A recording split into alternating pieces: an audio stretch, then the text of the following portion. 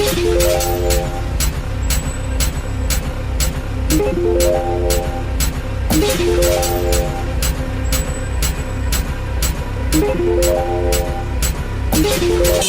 Spookcast with Brandon and Christian. Brandon and Christian. The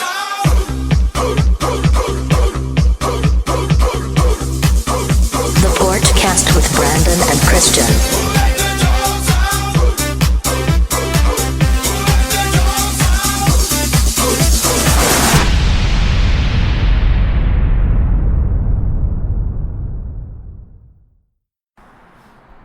Welcome back to the Spookcast!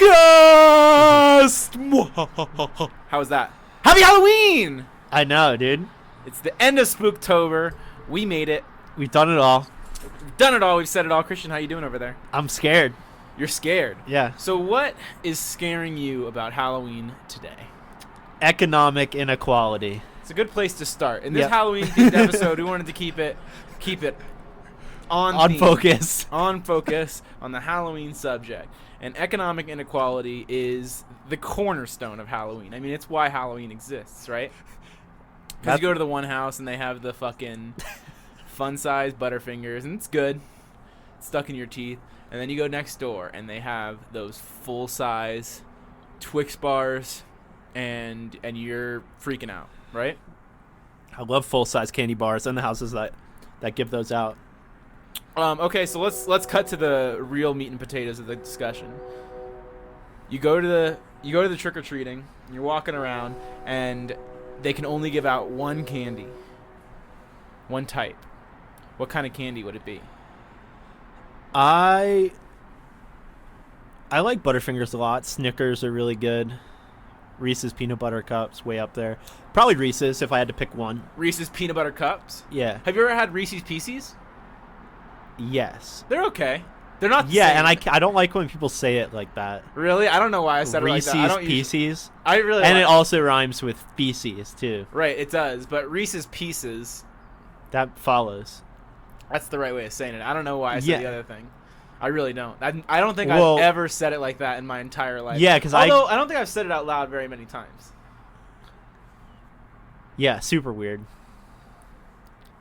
Super weird way to say that. Yeah, because it's not something you say very often, right? Because, like, first of all, that's like a tertiary candy at best, but it's probably a quaternary candy, if we're being honest. What does that mean, though? Like, you got a primary candy, a secondary Reese's candy. is like a top tier candy, I feel Reese's is, but Reese's Pieces. Well, that's just like a off-brand M&M, right? No, it's better than an M&M. Because M&Ms are pretty good. M&Ms are good. Peanut M&Ms are good. But I would say that there's a couple things that are driving. This is critical for people to know. So I'm glad we're having this discussion. There's two key elements that make Reese's Pieces different from an M&M. The first of the two reasons is that the chocolate coating is a little bit thinner than your typical M&M. And that's important. They're also softer because they have more of a peanut butter inside rather than a chocolate inside, and peanut butter tends to have a softer, smoother consistency than milk chocolate. What are your thoughts? Yeah, I think Reese's Pieces taste weird. Reese's peanut butter cups, top tier. M&Ms are actually very good too, especially the ones with peanuts in them. Yeah, dude, I love peanuts M&Ms. I love that when stuff's got peanuts in it. So good, so worth every bite. Thank you to our sponsors, Tiki Torches, Kombucha, and Spooktober. Spooktober. All right, so I kind of want to hear about, like, any Halloween traditions you had growing up, because I feel like I would know, so you probably don't have any. But if you do, I'm curious if Why there did are you any. ask me? No, not really. I mean, Really? I like to go out trick-or-treating, but we did that together sometimes. Yeah, what was, like, your strategy when it came to trick-or-treating? Just carve up the neighborhood, dude, one house at a time, you know? Really? Yeah, I mean, I was never really too crazy about candy. I mean, it's all right, but Oh, really? I could live without it, yeah.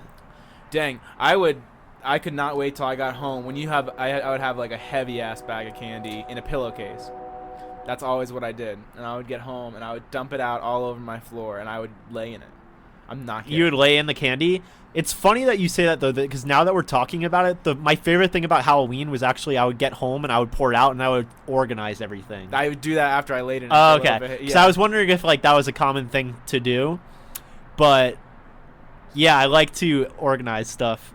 Well, because it gets you, like, you get to play with it. Yeah. Kinda, like, it's like you got a new toy, and you get to eat it while you're organizing it. I don't know if you did that. Some people refuse. Some people. I would put it all in the freezer after, I think, All because of I it? Or pretty just the much, chocolate? yeah. I think pretty much every kind of candy is better when it's frozen. You put Skittles in the freezer, or Starburst. Yeah, I would. I would too, but I don't think I would do it every time. I don't think that would be like the standard when it came to Skittles and Starburst. You know what I mean? Yeah, because then they're just rocks, pretty much. Oh, exactly. Exactly. Have you ever gotten like gummy bears in your ice cream before? Like yeah, in that's a frozen yogurt? mistake. Yeah. Yeah, it becomes really, really hard because it's And really you're like, cold. "Mm." But you're chewing on it. It's like breaking your teeth. I know, but I actually do get gummy bears in my frozen yogurt every time because I like putting them in and then like warming them up with my mouth a little bit, I guess, just sucking on them for a little bit, and then they're gummy bears again. I feel like frozen yogurt is sort of trendy, or it was trendy, and it's no longer. Oh my god, can you believe how many yogurt places opened up all at once? It's insane. And also, I actually kind of want to segue this into something else that's not Halloween related, but I wanted to touch on it real quick. Yeah, we can bounce back and forth between Halloween and non-Halloween. I went to the mall the other day by myself, and I saw something that shocked me. Oh my god. And it was sort of a moment where I was like, kids these days, you Yeah. know? Because I understand that there's going to be culture changes among generations, but I still reserve the right to complain. And I think our generation did plenty of dumb stuff, so I can call it out when I see it. I saw kids, they were probably late teens, maybe even early 20s, and they were all, there was like 3 guys, and they were walking together, and they all looked very fashionable, like they had put a lot of time and money into their outfits. Yeah. But they were all wearing AirPods while they were walking and talking and hanging out. Really? Yes. What do you think While about they that? were walking and talking and hanging out? Well, okay, let's get one thing straight. Are AirPods a fashion statement? Because obviously they are, right? They obviously are. They obviously are. Okay, let's get one thing straight. You're not crazy about AirPods in general.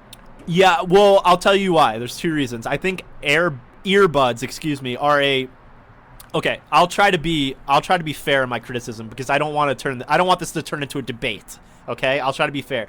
I understand the convenience of it, especially if it's wireless. That's very appealing. And practically speaking, having over-ear headphones on is not always the best option. Especially, if you're working out, I would prefer earbuds. If you're commuting, I would prefer earbuds. Totally reasonable. Totally get it. But as I don't know a ton about audio, but I know enough to know what sounds good. I would always prefer having over-ear headphones on to earbuds if I'm trying to enjoy listening to music. And that's just kind of goes without saying. I feel like that's a superior music listening experience. Totally. I don't think that anybody is going to sit here and say, yeah, I produce music on my AirPods. That's where I Yeah. of course, but you're forgetting that, and I'm not making it a debate because I have a second part of this point. But the key component of the AirPods and the key draw is their portability and accessibility and use for workouts and use for just kind of being able to do everywhere, and they're not cumbersome and they're easy to use, and you can talk on them still. Can't talk on over your headphones, so if somebody calls you, you can still talk to them. That's what they're really used for. If you're not fucking using them, take them off. Thank you, dude, because I was afraid to even bring this up because I thought that it might turn into an argument. And don't get me wrong, dude. All the reasons you listed, I totally get why earbuds or AirPods are popular. I get it. But I don't like when people are trendy just for the sake of being trendy. And also, I think that AirPods look sort of silly. Is that fair to say? They look a little bit silly. They look a little silly. They look a little bit silly. And dude, coming from me, there's nothing wrong with being silly. But no, they look a little bit silly to the point where I even I wear them at my desk at work, but which is again counter to the point we were just talking about. But I can't be like really dialed into music, I kind of just have to have something in my ear with something on soft. So I'm not really going for audio quality, being loud or anything. But if I go down to the gym and I walk up to my office, I take them off before I walk in because I don't want to walk in and everybody be like, look at him wearing his AirPods. They look so silly. So I'll take them off, put them in my pocket, walk to my desk, and put them back on. Okay. Just for that walk. I get it, dude. I get it. But they're so like all the utility is important. Fair, totally fair. We're aligned. That is all. That is all to say that if you are doing something that's not functional, such as wearing them while you're hanging out with other people, so you're trying to be trendy, but you also look silly. So I just don't really get what you're doing there. So silly. I don't really get it. I don't get it at all, and I that comes from a user. I have no words. Is it a display of wealth? You know, it might be. I think that's part of it. I think that it is a fashion. Or that you're statement. hip? I think it's that you're hip. Yeah, I think it's that you're hip. I think they feel cool. There's been things like this all throughout history. Guess what, dude? It's hip to be square. You know? Explain that. I don't think I understand what you mean. It's hip to be it's Huey Lewis in the news, man. Remember in American Psycho when he puts that song on and then he starts chopping up Jared Leto? I do like that part. That was my favorite part of the movie. His name's Paul. Is that right? Yeah. I do remember that part, but I don't remember the song, I guess, in it. Yeah, it's hip to be square. Really? I mean, I saw the movie once, American Psycho, and I slept, kind of. I was sleepy during it. So I have like a jumbled up memory of that movie. And that part I remember fondly. But I don't remember the song. I just don't. I don't like people that are overly trendy, you know, especially past a certain age. I think it's very strange. I think that there's a time where you need to give it up. So what kind of things do you see, like just using the AirPods as an example, that you would consider trendy? So before AirPods, it was Beats headphones, which were another fashion statement, which... Again, I'm not an audio engineer, but I know from my research that for the price point, there are superior headphones. Absolutely. That you can get for that cost or lower. And they look way less cool. Well, that's what I'm saying. They are a fashion statement, 100%. which I'm going for functionality. You know, I'm all about function. I get fashion, but I prefer function, you know? And I don't think the Beats are actually that fashionable. Neither do I, but they're trendy, so that's what you got to do if you're just a trendy, you know, drone. Oh, well, and it's crazy because you could go out and find some red headphones that are kind of stylish, over ear, same shape, same size, and if there's not a Beats logo on there, if there's not a B, then you're not hip. You're not hip, dude. Don't even wear those fucking... probably got those at Best Buy for $17, and they probably sound just as good as these headphones, but they don't look as cool. So you're wrong. Yeah. But that's just two examples of headphones. Headphones aren't the only things that are trendy. What else is trendy right now? I mean, I guess you could say that things that are in the trend would be like Starbucks cups, having your phone. I don't like when people have their phone out of their hand or out in their hands. Like people that I do it sometimes if I'm like, you know, in a hurry, but they'll have like their iPhone between their one set of fingers, one pair of fingers, and then like their keys between another set of fingers, and they're walking around. Is that a thing?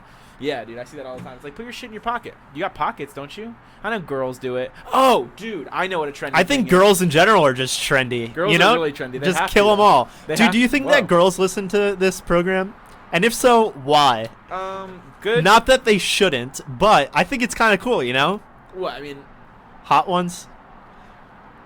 What do you think our demographic is? 18 to 24-year-old males? I don't think so. No, we do BuzzFeed quizzes. So you're saying that girls like BuzzFeed? They I don't know. I don't know. Quizzes. I don't know what they like. I don't know what they like either. Who does? Starbucks. Starbucks is so that's trendy. Starbucks is trendy. You know what's trendy, and I don't really understand them at all, is the things on the back of your phone. It's like a plug. It's like a plug or a button so you can hold it better. I feel like people that are in frats have those. No, everybody because their has friend them. gave it to them. They're like, dude, No. it's pretty tight. Check it out. Yeah, you can hold it better. See, like, I'm not even gonna drop it. And it's like, dude, I wasn't worried about that. yeah.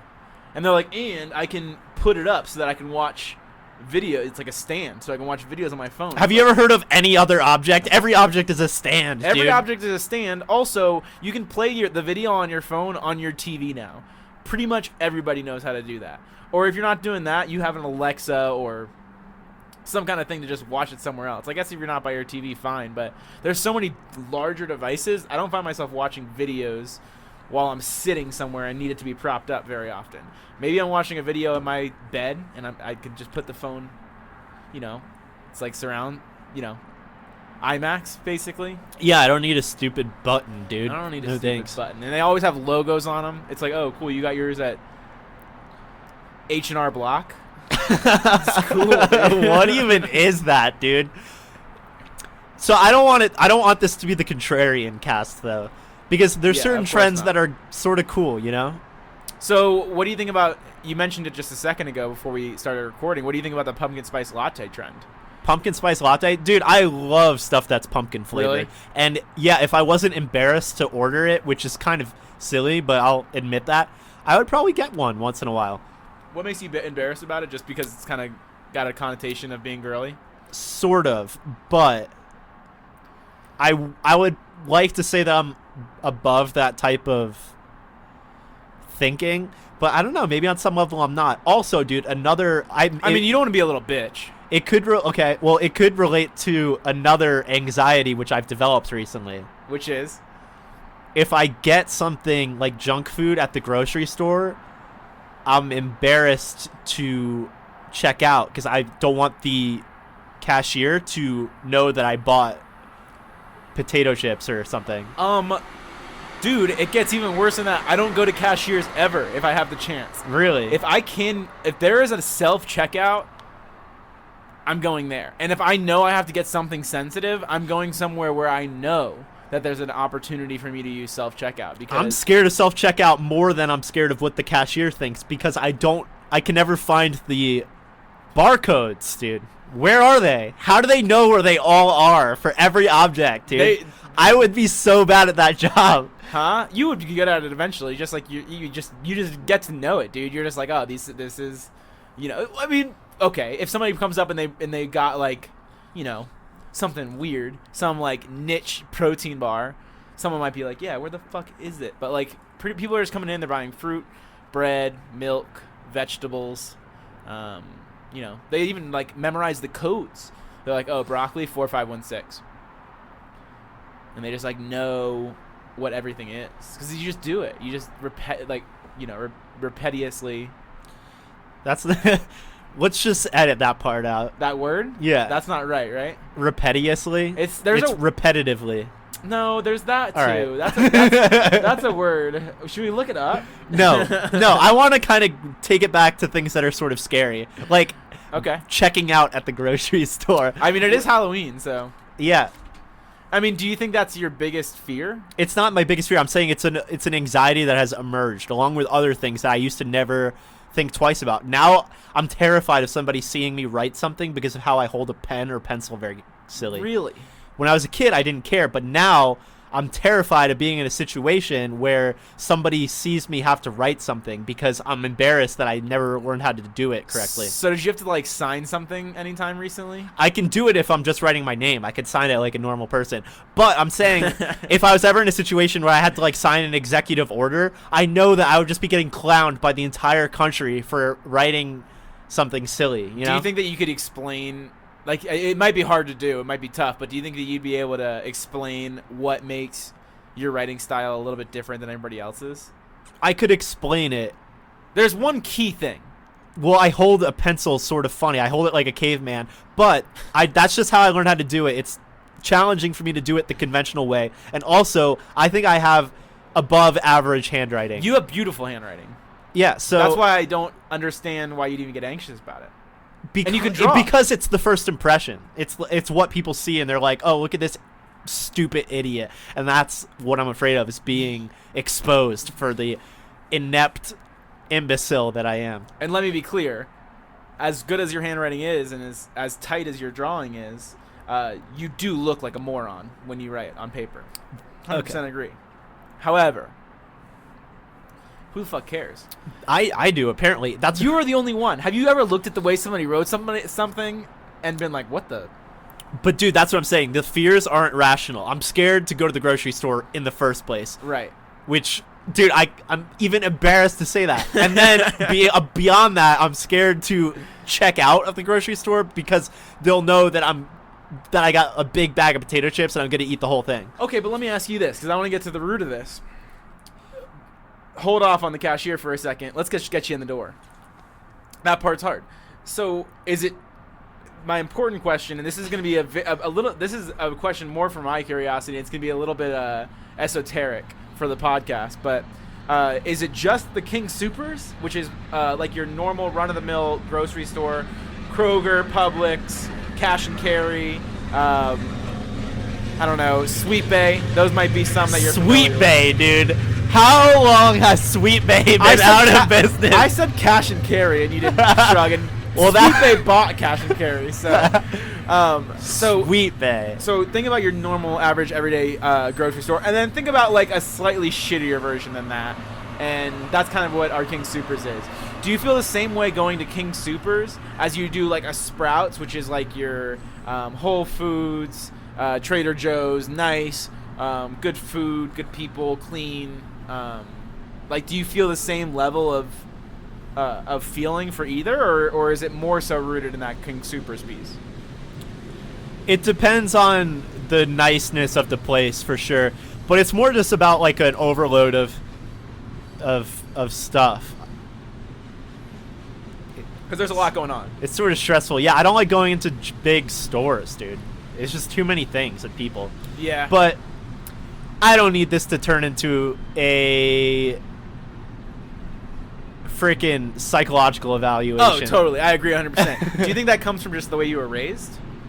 I'm just kidding. Because, dude,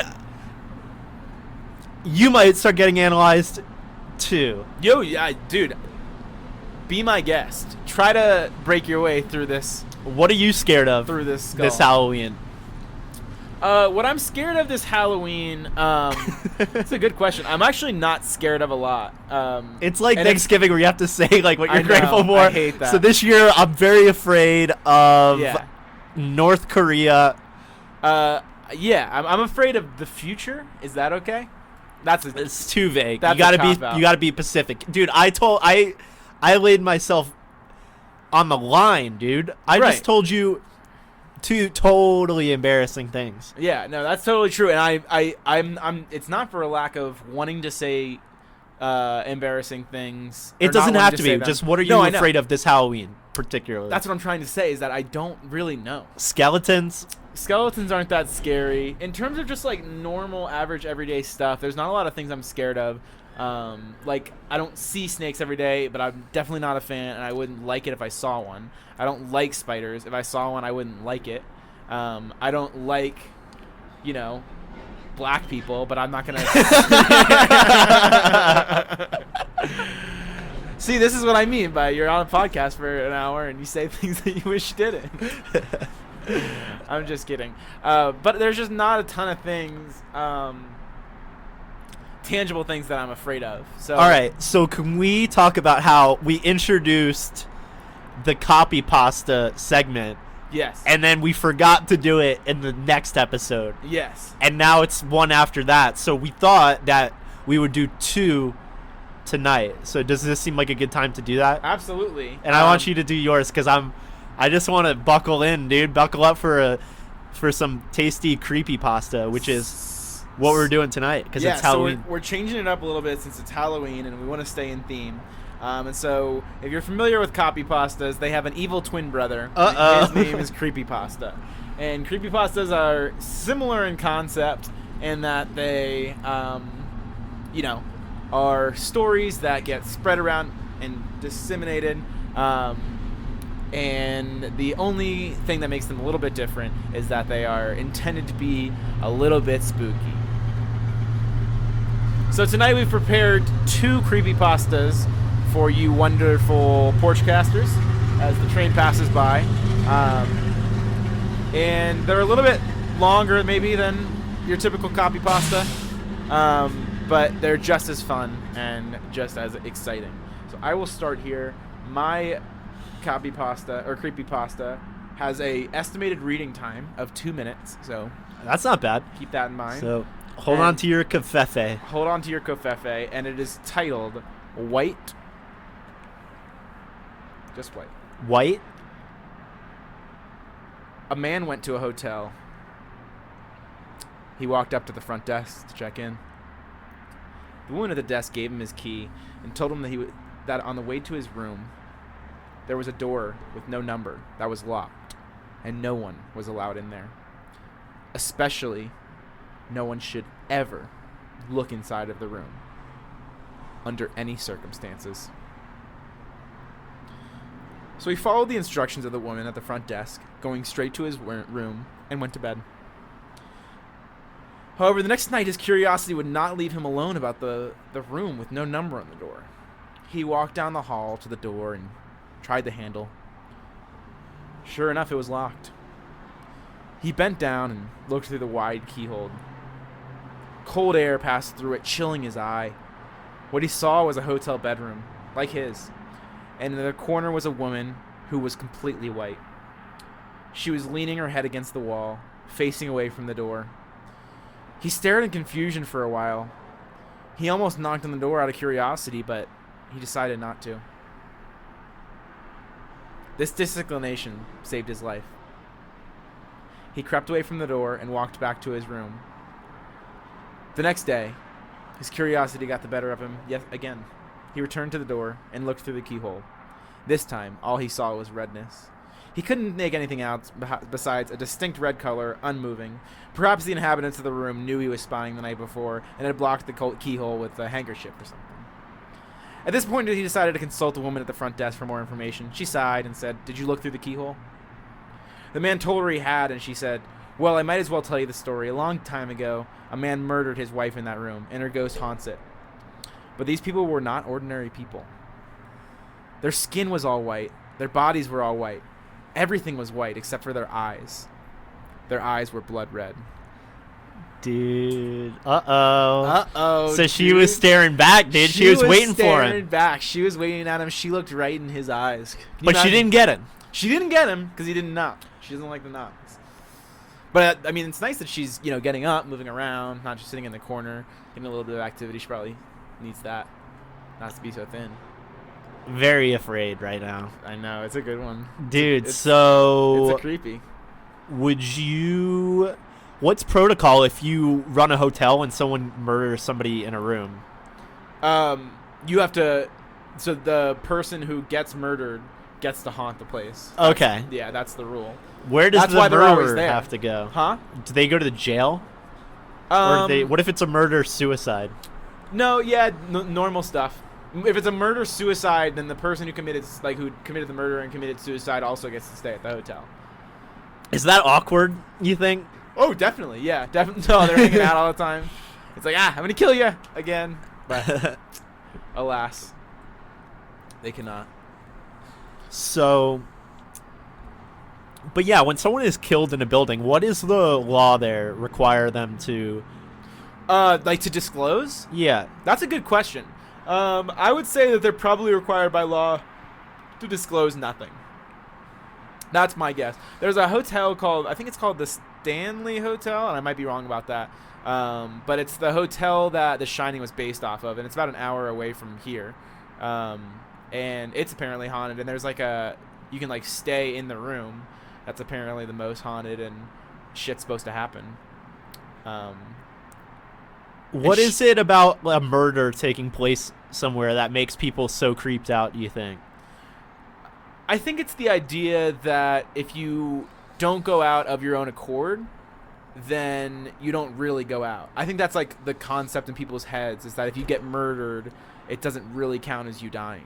But it's still sort of creepy if somebody dies of natural causes in a place, don't you think? Yeah, I think that there's just a general air and a general tone and feeling that the hotel or house or whatever. Because have you ever I don't know if you've ever stayed in your grandparents' house after they've died and stayed near their room, but their room has a really weird energy. You know what? No, but I have been to frickin' Anne Frank's house. Really? Yeah, and honestly, Where is that? That's a stupid question. It's in Amsterdam. Okay. I wasn't that creeped out, to be honest with you. Granted, it was super crowded, and I'm not sure. I didn't know a lot about Anne Frank going into it, but to say that I felt this intense presence or haunting, even, not that it would be haunted, but just even to feel that some very dark and disturbing stuff happened here, I didn't really get that too much. So wait, this is going to be a stupid question, and it's going to speak to my ignorance on the subject a little bit, but was Anne Frank hiding in her house? Yeah, her and her family, they were hiding in the attic. So did you see the attic? So you saw... I was in there, yeah. Okay, and you really didn't feel that energy? Not really. Dang, that's I'm insane. not trying to be grocery sort of stores callous are scarier about it. than Anne Frank's house. I don't know, dude, but yeah, I mean, that's the closest thing that I could compare it to, you know? Yeah, that's a good point. I've never stayed in something as historic as that at all. I mean, I didn't stay there. I walked through I've never it. spent any time. But and I think that there is something about sleeping. I think if you were in Anne Frank's house sleeping, just as many people, which would be weird. But I think definitely if you were sleeping in Anne Frank's house with a small group of, 5 to 10 people, I think that would be a lot, especially if you were staying near the attic. I think it's just maybe if it's like at night, or if the conditions are sort of replicated a little bit. Yeah, it might exactly. make it more creepy. If the Holocaust was going on again, you mean? Yeah, and I've never been to a concentration camp or something either, which I feel like that would be very intense also. But yeah, I don't know. I'm thinking about it. So I have spent like nights in dead relatives' houses, right? Where I stayed in my grandma's house, and she raised all the kids there. She lived there for decades, and I stayed there, and so it was, her house. That's just what I knew her as, and I stayed there after she died, and it is really strange. And how do you mean? Well, I think that part of it is that there's a, think about it. You're in somebody else's house and they're not there. There's a jarring level of something's missing, right? There's that feeling that there's like this void, and that void literally can't be filled. So you think about that. You're like, I'm in this person's house and they aren't here. I've never done that before, and they're also dead. But then there's specifically, right, like an energy around their... I love the train. There's an energy around their room where they spent the most time. There's an energy around her chair where she would watch the news, right? It's like, that was Granny's chair, and if anybody was here, she was probably sitting in that chair. It's weird to sit in that chair. So there's these little things, I think, that have a heavy connotation that you only know in relation to this person that's no longer on the earth. That makes sense. Also, what was I going to say? Oh, do you believe in ghosts, sort of? Or at least like an energy that exists after they maybe leave? More of a power. My mom's had some experiences that seem pretty weird. Nothing paranormal? Yeah, nothing visual. I've never... it's hard for me to buy into anything visual. I think that's just a dimension that they're having trouble crossing. But I think they're able to access this world somehow. At times. In differing ways for different people. But why, though?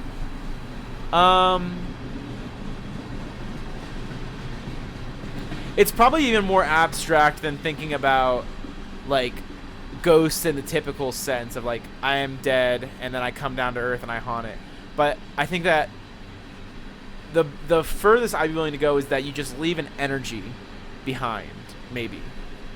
And that energy works. That energy can be powerful or not powerful, and it can influence certain things, right? Like, that's the furthest I'd be willing to go. But it's hard to really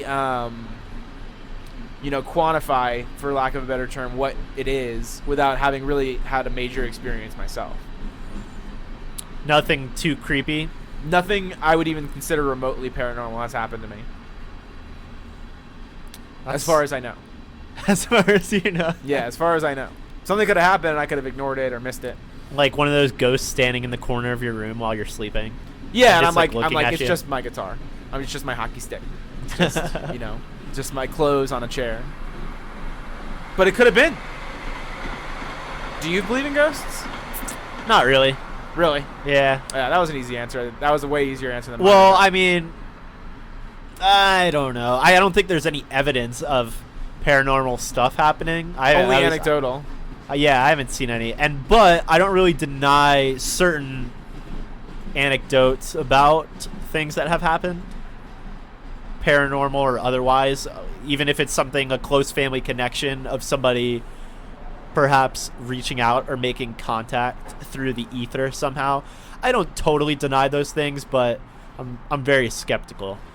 Totally get that. So of like your typical kind of spooky things, goblins, ghouls, demons, witches, ghosts, monsters, aliens, just anything that you could consider, part of a horror movie or something spooky, what do you buy into?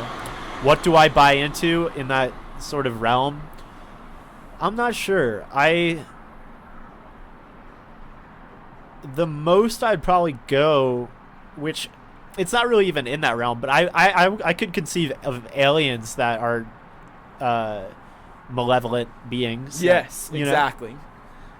Scary aliens that are like the movie, like Alien vs Predator and the Alien movies and all that shit, like where they're like legit monsters, parasitic, like looking monsters. I can totally buy into that. Yeah. Or just other dimensions. I could I could buy into that. And once you start getting into interdimensional shit, who the fuck knows what's out there? Yeah, probably some creepy stuff. Probably some creepy stuff where, like, there could be some dimension where you don't leave when you die. You just become a ghost. Or maybe the real monster was inside of us the whole time. That's a good point. You know? That's the scariest. Because we all have the capacity to do some pretty spooky stuff, you know? That's true. I mean, humans are the meanest monsters of all time, as far as we know. Yeah, as far as we know. As far as we know. As far as we know. As far as we know. Yeah, well, we've done some messed up stuff. We're continuing to do some messed up stuff. Like we don't stop. But us personally, we don't do anything that crazy. Right. But we talk about it. Of course. We talk about it. Of course, which is half the battle. Which is half of the battle. That's half the battle. All right, we're going to take a quick break. This is the Spookcast. When we get back, another creepypasta. We'll see you guys soon. And we're back. It's the Porchcast. We're back. Took a quick break. I had to pee so bad. There, I said it. Just so you guys know, if we take a break, it's probably because we had to cross some streams. Go pee-pee. That's done. That's behind us. But what is in front of us is none other than the second installment of the Halloween creepypasta. Dude, and what a story do we have for you guys. This is called The Smiling Guy. Here we go. About 5 years ago, I lived downtown in a major city in the U.S. I've always been a night person, so I would often find myself bored after my roommate, who was decidedly not a night person, went to sleep. To pass the time, I used to go for long walks and spend the time thinking. I spent 4 years like that, walking alone at night, and never once had a reason to feel afraid. I always used to joke with my roommate that even the drug dealers in the city were polite, but all that changed in just a few minutes of one evening. It was a Wednesday, somewhere between 1 and 2 in the morning, and I was walking near a police-patrolled park quite a ways from my apartment. It was a quiet night, even for a weeknight, with very little traffic and almost no one on foot. The park, as it was most nights, was completely empty. I turned down a short side street in order to loop back to my apartment when I first noticed him. At the far end of the street on my side was the silhouette of a man dancing. It was a strange dance, similar to a waltz, but he finished each box with an odd forward stride. I guess you could say he was dance walking, headed straight for me. Deciding he was probably drunk, I stepped as close as I could to the road to give him the majority of the sidewalk to pass me by. The closer he got, the more I realized how gracefully he was moving. He was very tall and lanky and wearing an old suit. He danced closer still until I could make out his face. His eyes were open wide and wild, head tilted back slightly, looking off at the sky. His mouth was formed in a painfully wide cartoon of a smile. Between the eyes and the smile, I decided to cross the street before he danced any closer. I took my eyes off of him to cross the empty street. As I reached the other side, I glanced back, and then stopped dead in my tracks. He had stopped dancing and was standing with one foot in the street, perfectly parallel to me. He was facing me, but still looking skyward, smile still wide on his lips. I was completely and utterly unnerved by this. I started walking again, but kept my eyes on the man. He didn't move. Once I had put about half a block between us, I turned away from him for a moment to watch the sidewalk in front of me. The street and sidewalk ahead of me were completely empty. Still unnerved, I looked back to where he had been standing to find him gone. For the briefest of moments, I felt relieved, until I noticed him. He had crossed the street. It was now slightly crouched down. I couldn't tell for sure due to the distance and the shadows, but I was certain he was facing me. I had looked away from him for no more than 10 seconds, so it was clear that he had moved fast. I was so shocked that I stood there for some time staring at him, and then he started moving toward me again. He took giant, exaggerated, tiptoed steps as if he were a cartoon character sneaking up on someone, except he was moving very, very quickly. I'd like to say at this point I ran away or pulled out my pepper spray or my cell phone or anything at all, but I didn't. I just stood there, completely frozen, as the smiling man crept toward me. And then he stopped again, about a car length away from me, still smiling his smile, still looking to the sky. When I finally found my voice, I blurted out the first thing that came to mind. What I meant to ask was, "What do you want?" in an angry, commanding tone. What came out was a whimper. What? Regardless of whether or not humans can smell fear, they could certainly hear it. I heard it in my own voice, and that only made me more afraid. But he didn't react to it at all. He just stood there, smiling. And then, after what felt like forever, he turned around, very slowly, and started dance-walking away, just like that. Not wanting to turn my back to him again, I just watched him go, until he was far enough away to almost be out of sight. And then I realized something. He wasn't moving away anymore, nor was he dancing. I watched in horror as the distant shape of him grew larger and larger. He was coming back my way, and this time he was running. I ran too. I ran until I was off of the side road and back onto a better lit road with sparse traffic. Looking behind me then, he was nowhere to be found. The rest of the way home, I kept glancing over my shoulder, always expecting to see his stupid smile, but he was never there. I lived in that city for 6 months after that night, and I never went out for another walk. There was something about his face that always haunted me. He didn't look drunk. He didn't look high. He looked completely and utterly insane. And that's a very, very scary thing to see. So, you're him. You're the main character of the story. And you see this guy. What's your plan of action?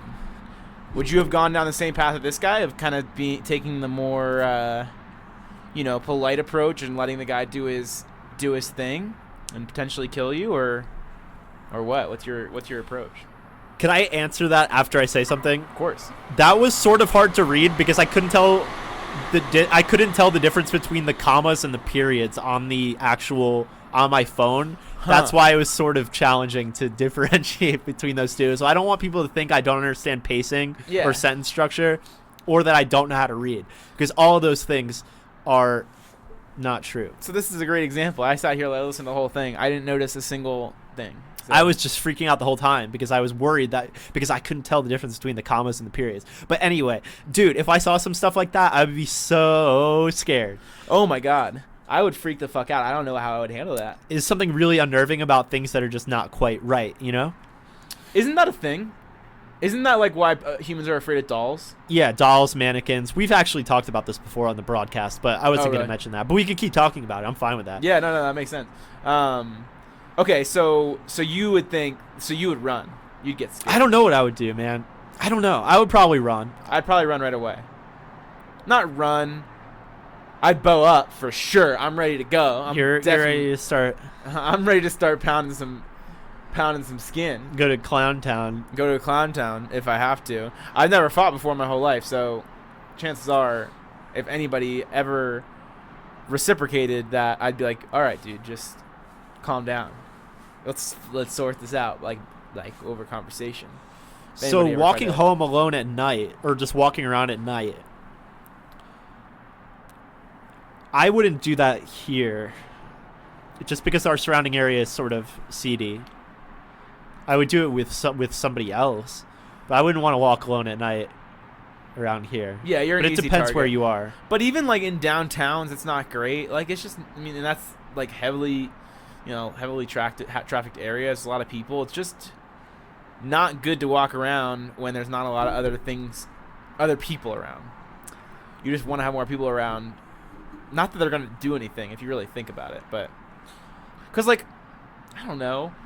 If I was walking around by myself and I saw one person getting attacked by another person, I don't know if I would intervene. I'd call the cops, I guess, but later after I was safe. That's my honest, like, I don't know if I would be comfortable. Partly because I know I'm incapable of doing anything, but I don't know if I'd be comfortable doing something. It's hard to say what you would do in certain situations until you're in that situation. Exactly. You know, everyone's a hero until it's time to do some heroic stuff. It's a lot harder than it sounds. Yeah. To be heroic and to do something like that where you're fucking confronting a stranger and God knows how strong they are, how good a fighter they are, how outmatched you are, how insane they are, what they're willing to do. You know what I mean? It's terrifying. Yes. And that's why if you see some really weird stuff or some really weird people, then I don't know. Might wanna. That's why I wouldn't want that guy to come tiptoeing toward me, you know? I agree 100%. I'd be so scared. We interrupt this podcast, this Porchcast, for a quick message from our sponsors. Christian, you got any sponsors you wanted to thank over there? Yeah, I'm going to thank the NRA. NRA. What does that stand for? I don't actually. National Rifle Association. Okay, I didn't know if there was a meme coming yet. Thank you to the NRA for continually what? Just standing up for what you believe in, regardless of how many kids die. Yeah, it's great. Thank you to them for that. That's been really useful. Thank you to, the NWA. Really, the NWA. Them too. The one and only. All and the NBA. Yep, the NBA for sticking it to China. Did you hear about that? No, and the NFL or the NHL. The NHL is the best one. Thank you to the NHL. I think that's all the sponsors. And that I don't think there's any more sponsors. Well, that we could possibly thank, except for Tiki Torches. Thank you to Tiki Torches for all that you continue to do. Any other sponsors, Christian? You know what, dude? Got Tiki Torch in one hand and not a Tiki Torch in the other this time. I got an Armalite gas-powered AR-15 assault rifle, dude. Just ready to go. Thank you to the NRA.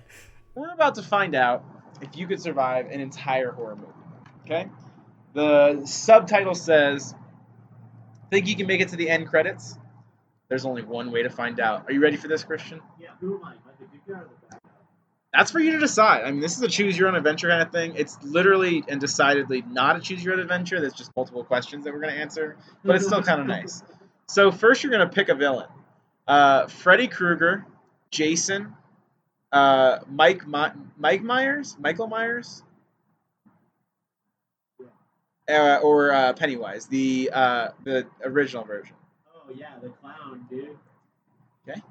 Pick a location: a haunted house, a summer camp, a party, or a cabin in the woods. Cabin in the Woods is sort of played out. Summer camp, though, that seems like it's got some good spook potential. Untapped potentially spook potential. Nah, they've done a lot of that. What's your defense weapon? A knife, two knives, a chainsaw, or karate skills? I would go with one knife. One knife? Yeah, I don't need to dual wield. Well, and to your point, the one knife is next to tomatoes, and the two knives are next to each other. So what are those two knives going to even do? I'm on your side. What's your heroic catchphrase? Not this time. I'm not afraid of you. Taste this. Or I'll be back. Probably I'm not afraid of you if we're talking about Pennywise, because that's sort of on theme. Yep. What do you fear the most? Killer bees, the dark, taxes, or intimacy? This last one's got to kind of real. Yeah, that's almost got some. If I said that, would that be a cheap laugh, you think? Yeah, of course. I'm not afraid. Is that an option? No, and unfortunately not. Why would you even think of that option? I don't know, dude. I don't know. Bees are sort of scary. Okay. But I'm not done. Okay. I feel like I'm on Who Wants to Be a Millionaire? Yeah, is that your final answer? I don't know, dude. Okay. I might want to call I'm calling my sister. Okay. I'm just kidding. We should totally do that sometime. That would be fun. You're live on the air. You got 30 seconds starting now. What is the most scary? Is it bees? Is it the dark? Is it your taxes? Or is it the cop-out answer? I'm not afraid of taxes, but I do detest them. Right. But I also acknowledge Their utility? their utility. I begrudgingly acknowledge their utility. Totally. We should pay more. Because it's like, where does the money go exactly? The military? Mostly. Mostly. The other is going up Jared Polis's nose, dude. He's probably just sniffing cocaine in his stupid office. I hope so. Yeah. Yeah, that'd be the best. Is he the... What does he do? Jared Kushner? No, not Jared Kushner. Jared Polis. I don't know who that is. Who's that? I think he's one of our governors or our senator or something. Oh, here in the state? Yeah. I would say Rick Scott. Yeah. Voldemort? Yes. Let's just go with bees. Okay. Let's go with bees. Are you bored? No. Pick a scream. A baby crying. A girl screaming happily. A girl screaming angrily. Or sometimes the descriptions are good on this. No descriptions. Or guy screaming angrily. Yeah. I agree. All right, pick your Halloween costume. Sexy lumberjack, sexy fly swatter, sexy safe sex. You are a guy with a fly swatter, but you're wearing a military helmet. So I guess that's the distinction. I want that one. Okay.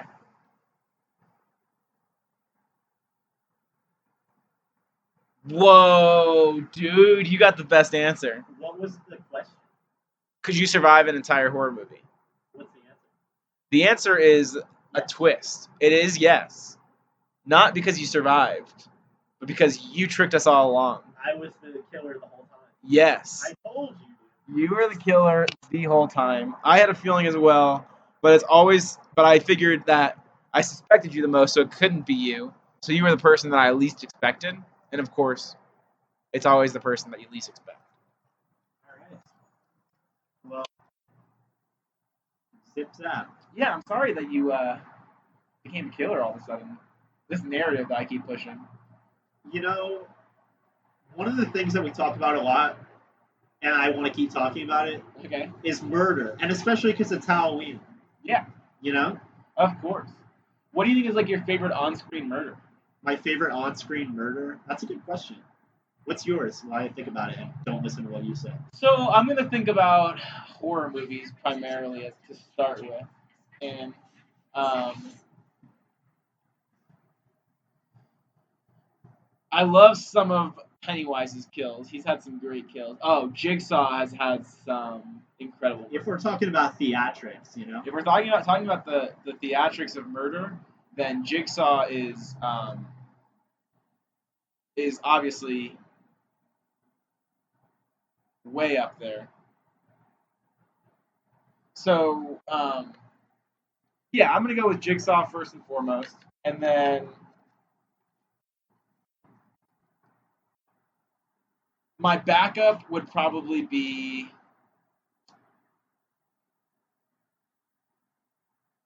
Well, so let me actually think about, because I mean I don't want to just say Jigsaw and not actually be able to like select an actual kill. So Because there's a ton of like iconic kills that that Jigsaw did, but I think that the most insane one was the one, I think it was in Saw 2, and he basically puts this device on this woman that like straps into her chest and almost like comes in under her rib cage, and if she doesn't dip her hand into this vat of acid in time for her to get the key and unlock herself, it'll rip her chest open. Well, yeah, that's what I was thinking of. That's pretty messed up. Dude, do you want to watch a Saw after this to like, I'm so get down. in the spirit? Oh my god, I'm so down to watch. Dude, Saw I didn't after tell this. you this before. One of the things that we did to celebrate the Spookcast was we each took 13, because that's the spooky number, Benadryl.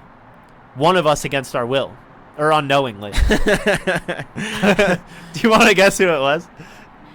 Would you be mad if I give you a little dose of reality?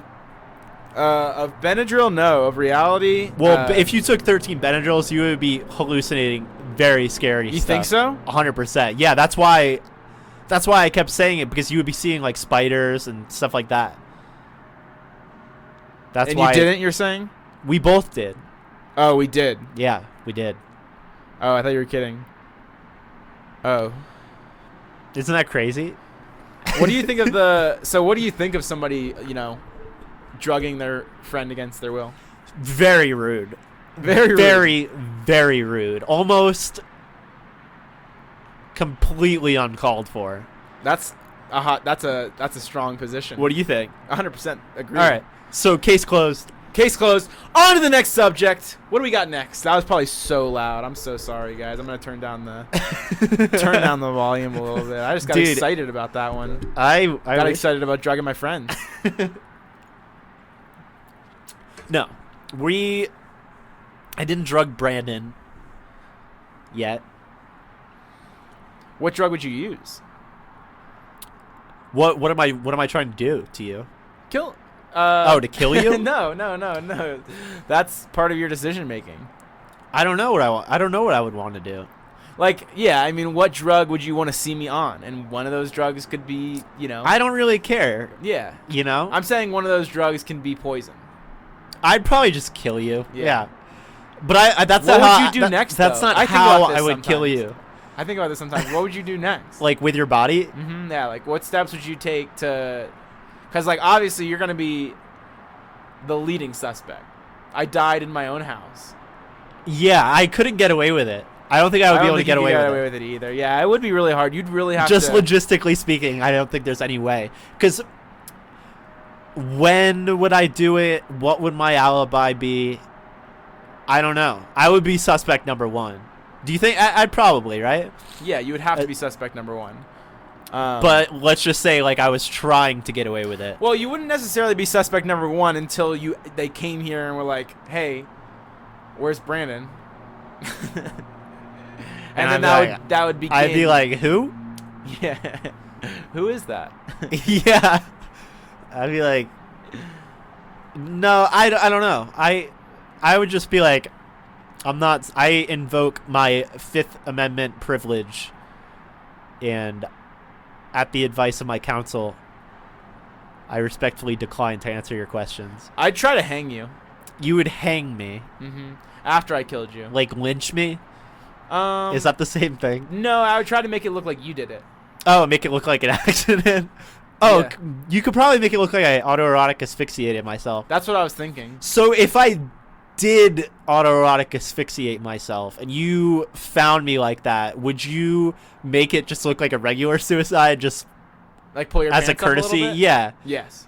I would do that for you too, Yeah. probably. I would do one of two things. Either I would 100% help out and, you know, pull your pants up or something and stuff, or I would do one last goof and I'd pull out I'd make it even worse. I'd pull out some like weird shit. I'd be like, I don't know, dude. I came home, I've never seen these magazines before in my whole life. He was watching this weird shit. I don't know. I never knew this side of him. He always seemed more vanilla to me, but So do you ever do that? autoerotic asphyxiate myself? Yes, because I'm wondering, like, do you jump straight into that, or like this is an interview now? Yeah, no. This is a interview with an autoerotic asphyxiator. I'll tell you how it actually probably happens, and this comes from no hard research, but you probably, you know, you give your neck a little touch, you know, you just see. So you're okay. So we're talking about like loss of oxygen, and we're like, all right, that's sort of fun. I want that at the same time for this sweet release. Did you know that in the Kill Bill franchise, the guy who plays Bill died in real life from autoerotic asphyxiating himself? I did not know that. Sort of ruins the enjoyment of the movie a little bit. Yeah, because he's the major part of it, you think? Well, he's in the name of the movie, dude. He is, yeah, he is. That's Bill. He's not the main character, but he is the centerpiece of the film. His name is in the title and the second one, Kill Bill Volume 2. So, I've never seen the movies. Does she not kill Bill in the first movie? I don't know, dude. What All the I'm heck? saying is that by the time Kill Bill 1 ends and Kill Bill 2 starts, you're like, what the heck, dude? Really? There's a whole nother one. What were we talking? Oh, we were talking about killing each other. Well, really, we're talking about autoerotic asphyxiation. No, but before that, we were talking about. You said you would try to make it look like an accident. An accident? Okay, sure, we can. Yeah, You would make it look like an accident. yeah, Okay. yep. That's not a bad. Now I can't do that because I'm on record for that plan. But any other way that I kill you, I'll be like, no. If I was gonna kill him, I would've made it Poisoning, look like though, an I don't know if that would work, and that's just not really my style. It You would know, have to be some really specific type of poison. I would want the murder to be. I would want it to be, sort of tasteful, you know, like you would. or creative, or just on theme. Oh, what if you cook somebody in an oven? Why though? Eat them? No. The idea of eating human flesh is so. That's like one of the most disgusting things I could think of. Really? It We taps- talked about this. Yeah, I it think. taps into some like totally primal revulsion within me. That the idea of cannibalism is just so grotesque. I can't even think of anything really that's even more gross than that. So if there was like a development, and the government was like, we're running out of food, we're going to start immediately harvesting deceased people, like that die of natural causes, instead of like them, going to getting buried or getting, crucified or making ashes out of them. We're going to serve them to the American people. We're going to immediately harvest their body for their meat, and we are going to sell it legally as an optional item that is less expensive than your typical, chicken, steak, dog, hamster. Hamster. I would probably just get the old rope, dude, and just start autoerotic asphyxiating myself until the big finish, dude. Until I'm actually That dead. would heavily incriminate me of murder by doing that. Because they would listen to this podcast and they'd be like, wait. But I think they would be able to tell by the erotic asphyxiation? Yes, by the authenticity of it, that it was a genuine death by saying it is becoming a chore because it's such a long expression. It's such a long phrase. I'm glad you brought this up, though. You think that there's a way for them to identify whether or not a suicide was legitimate? Probably. Oh, are we talking? Oh no, dude. Oh So some news was released recently. There's been a heavily, advertised and very visible conspiracy theory that Jeffrey Epstein did not actually commit suicide and that something was afoot. And today, or I believe it was yesterday, the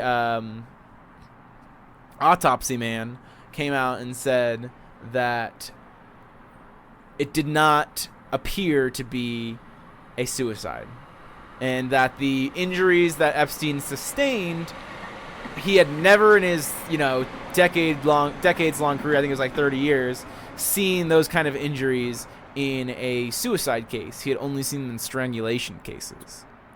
I am in the loop, and I've also heard opinions and also facts from people countering that claim, in that there are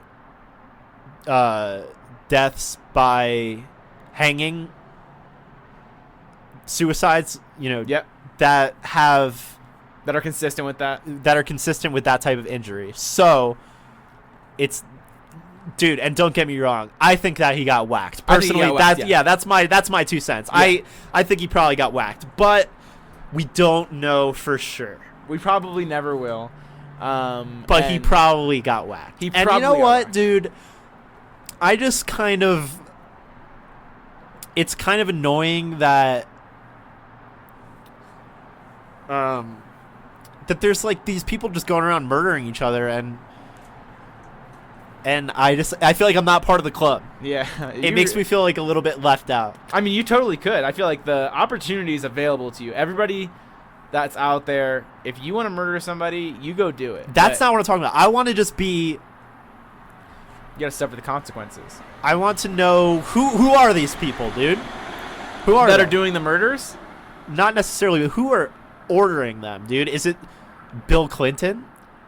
I would argue that there is a 100% chance that Bill Clinton has ordered the murder of at least one person. Really? Dude, that is such a bold claim. I know. Also, do you think that someone that high profile, any president, could just whack a citizen and just get away with it in this country?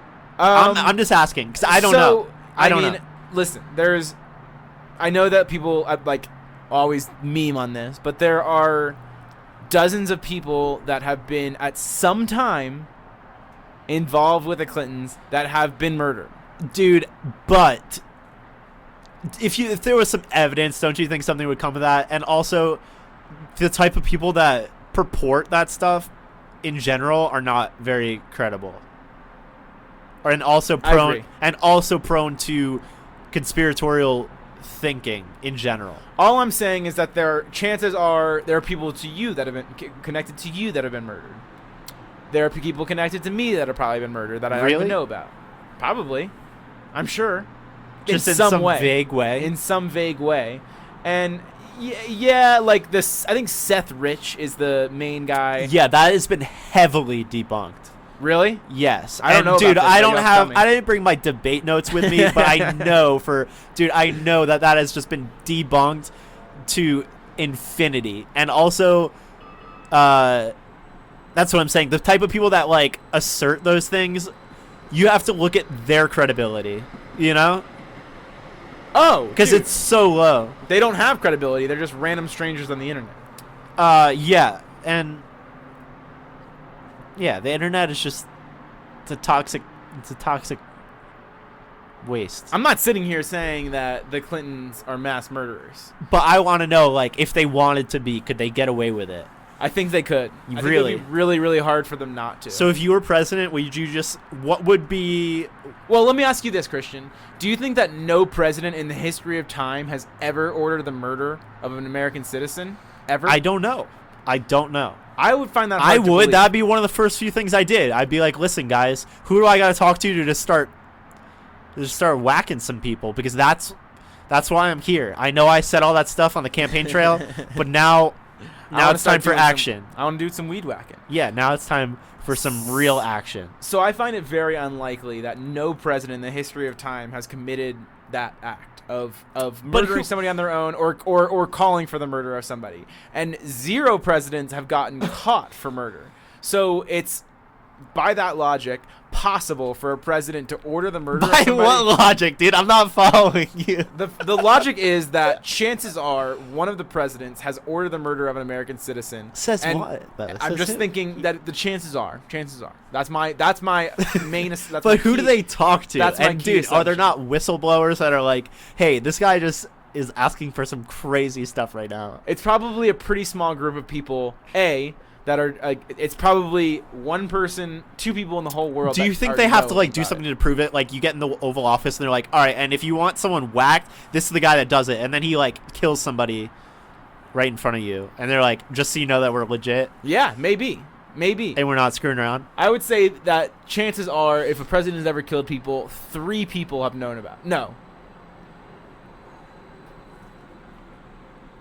4 people have known about it. That's my guess. You have the president that knows about it. You have the right-hand man that knows about it.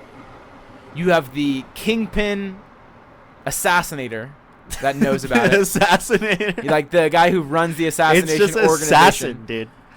Morgan Freeman's character in Wanted. He knows. Okay. And that's it. Those 3 people. And then he calls out a hit, and the guy that's doing the hit doesn't really know why. he doesn't really he's know doing why he's doing Okay. it.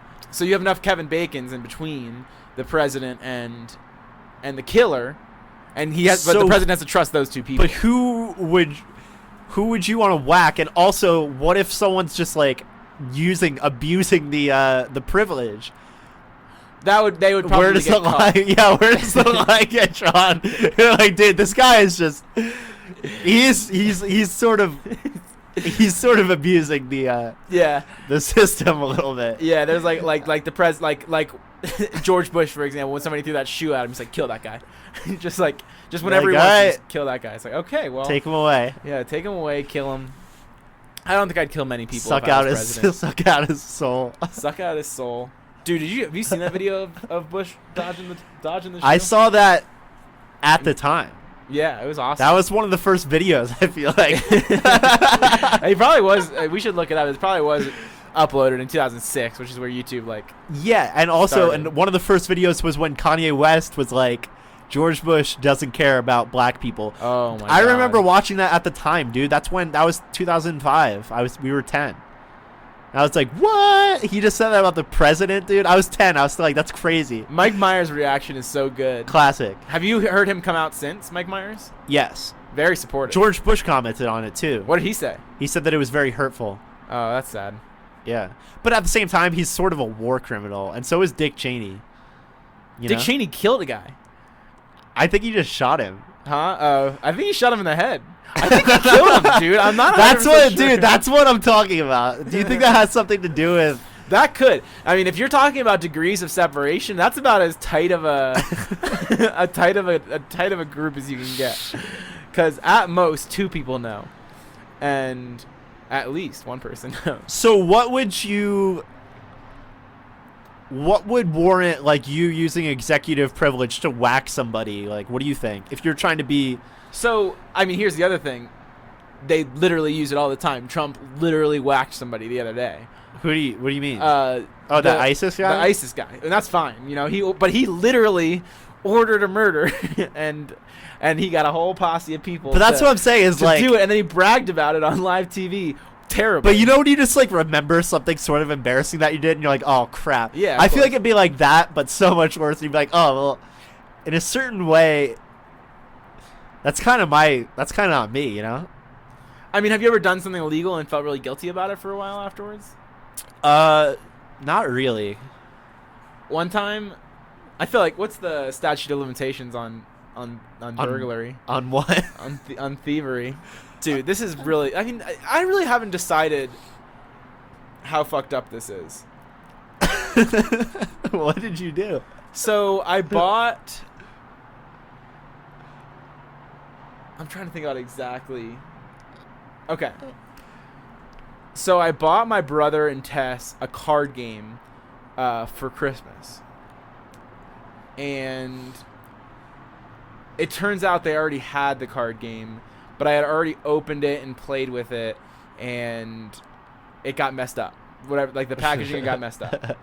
But then I found out they had it, and for whatever reason, I needed to return the game. And I was young, so it was like the $10 could have really, come in handy. But I only had this open copy.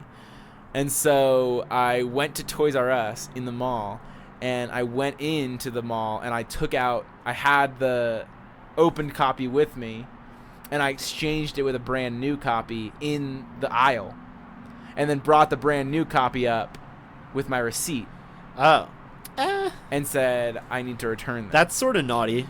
But it's sorta not that naughty. bad. It's On not. that same subject. But what I was going to say was, sorry to interrupt you, was that for like 2 weeks afterwards, I was terrified. And if I was ever at home at night and I saw headlights pull up to the house, I thought the cops were there, dude. Because they made me give them my license, but I was in too deep at that point. So they had my address. They knew exactly where I lived. Oh, crap, dude. And while I was checking out, the phone was ringing at the register. And I was like, that's the fucking security Yeah. calling them. Well, saying, but "Stop dude, that that's kid." actually kind of dumb because there are people that are watching. I know. It was so stupid. I was like 16 years old. I was in high school. You did a switcheroo. I did a switcheroo one time, dude. Did I tell you that? No.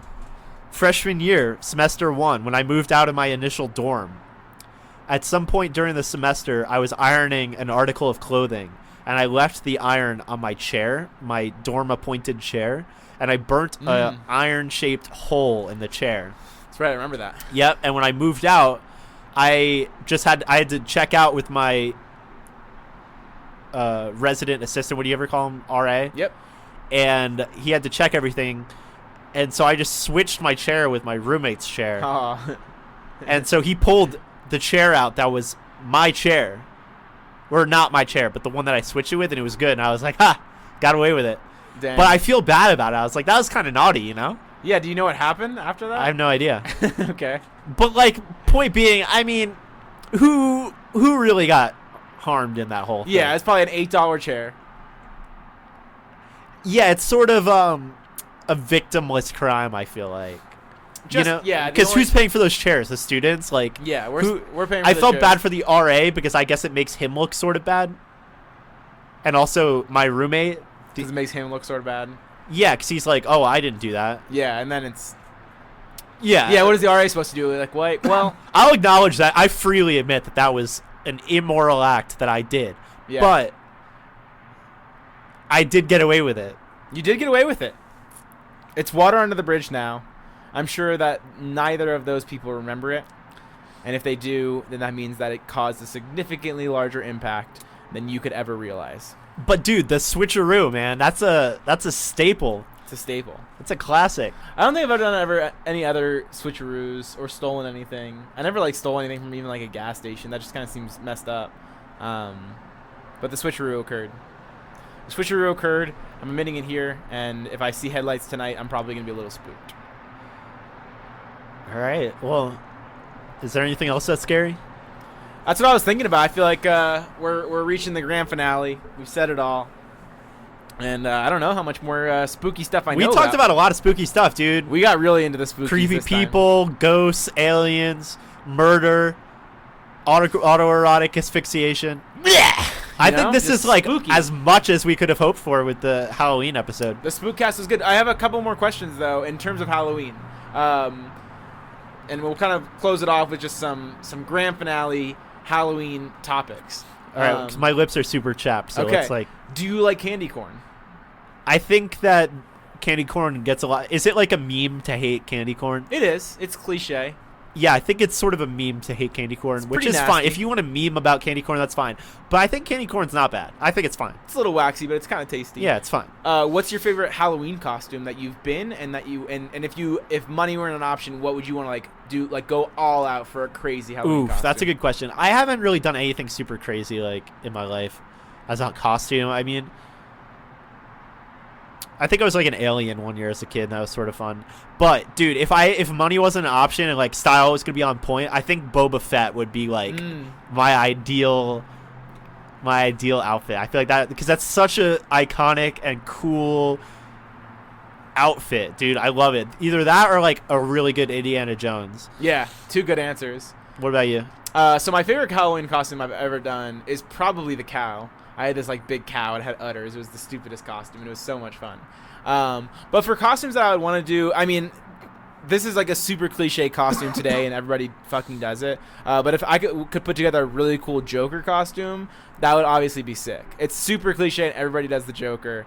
But it'd still be fun, especially it would be so fun, especially on a year where we got some Joker. We got some Joker. Yep, but we can't talk about it because we already did.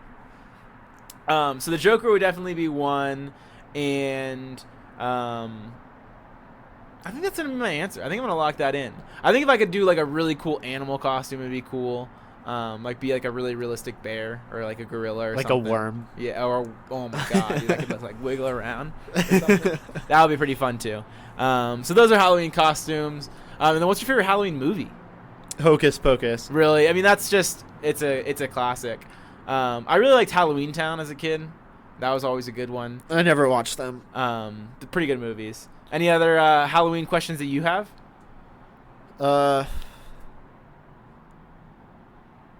No. All right. Well, first year of the Spookcast is in the books. We'll see you in exactly 365 days. Dude, I think that next year Halloween's going to be on a Friday the 13th, which is going to be even more spooky. That would be crazy. It doesn't even seem possible. No, that's possible, and it's happening next year, dude. Tune in. That's awesome. I will be there October 13th, 2020. We'll see you for Halloween then. Ski! Ski!